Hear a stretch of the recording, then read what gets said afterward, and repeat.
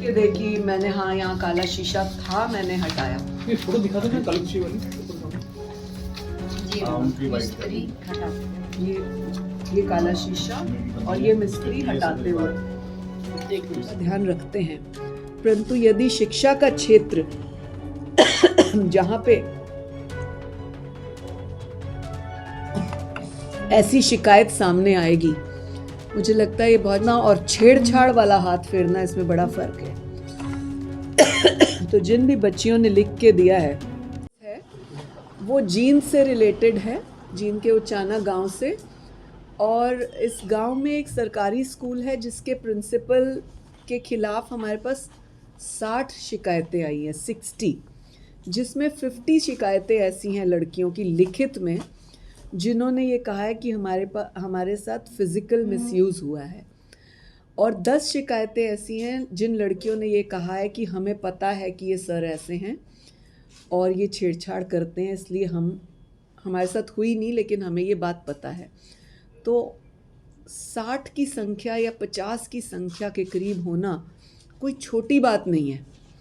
हम बेटी बढ़ाओ बेटी बचाओ वाले राज्य से आते हैं और हमारे राज्य में इस चीज़ को हम प्रायोरिटी देते हैं कि हम बेटियों की सुरक्षा का भी ध्यान रखें, जो कि हमारे माननीय मुख्यमंत्री जी और महिला आयोग दोनों कई बातों में टाई अप करके इसका ध्यान रखते हैं। परंतु यदि शिक्षा का क्षेत्र जहाँ पे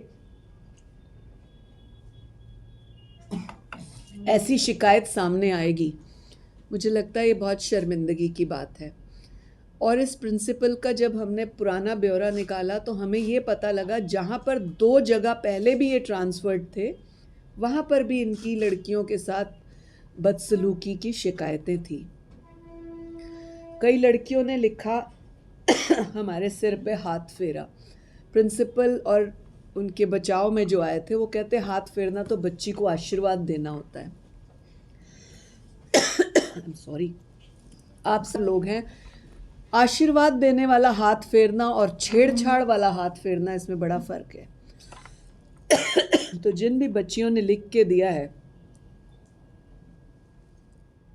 उन्होंने फिजिकल मिसयूज, छेड़छाड़, कमरे में बुलाकर बदसलूकी करना, और एक प्रिंसिपल पूरे हरियाणा में कहीं पर ऐसा नहीं है कि वो अपने कमरों में काले शीशे लगाकर लड़कियों को अंदर बुलाए। ये मुख्य रूप से एक शिकायत है। इस काले शीशे को हटवा दिया गया है, उसका हमने सबूत रखा। विजय लक्ष्मी नाम से डीईओ जो उस क्षेत्र की पहले थी, अब चेंज हुई हैं, उस डीईओ ने लापरवाही क्यों बरती जब बेटियों ने शिकायत कर दी, उनके खिलाफ भी हम एक्शन करेंगे, वो अपनी सफाई पेश करें। हमने तुरंत प्रभाव से 13/9 को हमारे पास शिकायत आई, हमने 14/9 को इमीडिएट पुलिस को ये शिकायत फॉरवर्ड कर दी।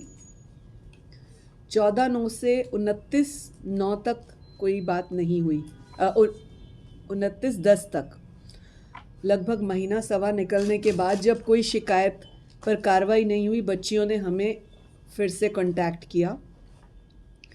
हमने तुरंत सुमित कुमार एसपी से बात की और विदिन 24 आवर्स एफआईआर दर्ज करने के ऊपर कहा, आपको बोला है कि कलेक्ट करके लाएं।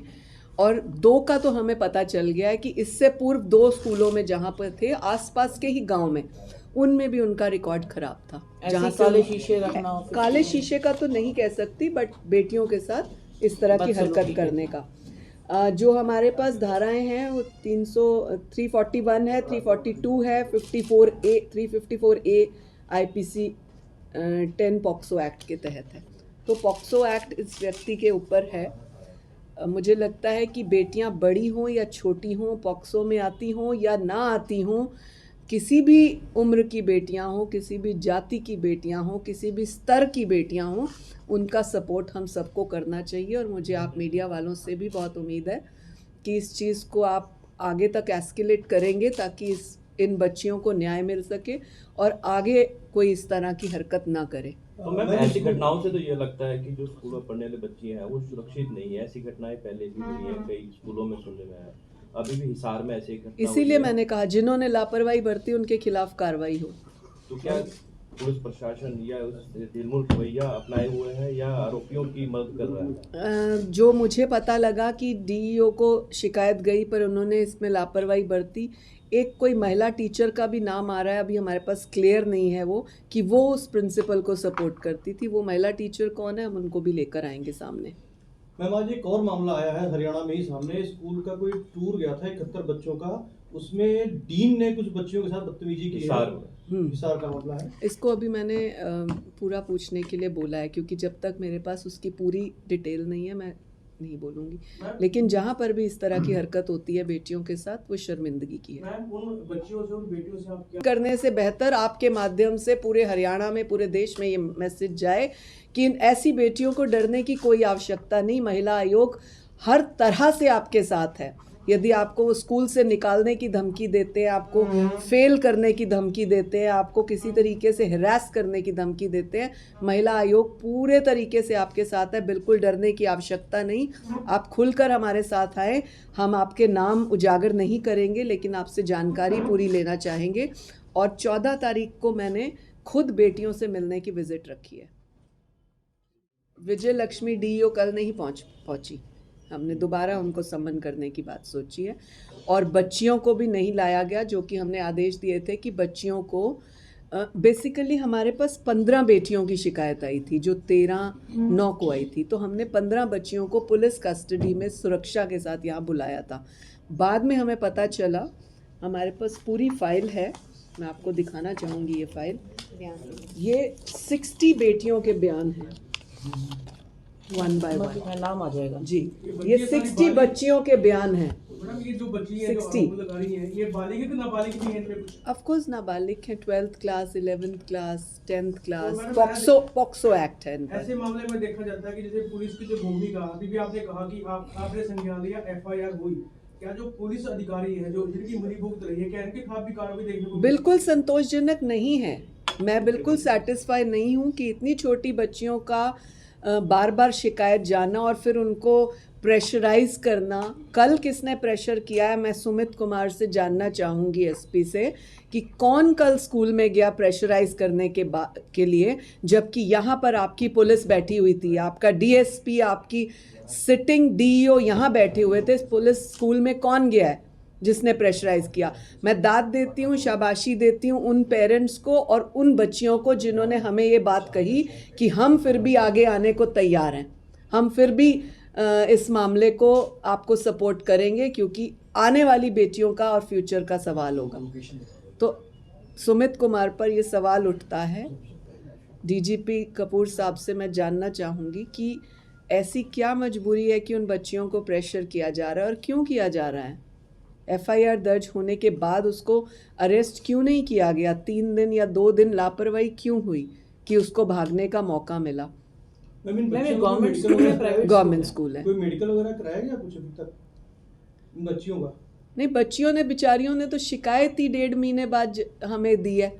उनके साथ जो होता रहा, क्योंकि जो हमारे पास एप्लीकेशन आई है उसमें उन्होंने 31/8 को ये लिखी है। आप सोचिए, जिन्होंने 31/8 को लिखी होगी तो उनके साथ महीना 1.5 पहले से ये सब बदसलूकी हो रही होगी, लेकिन उनका मन नहीं बन पा रहा होगा। वो बच्चियां हैं, उनको कॉन्फिडेंस नहीं आ रहा होगा कि हम अपनी बात रखें कहाँ।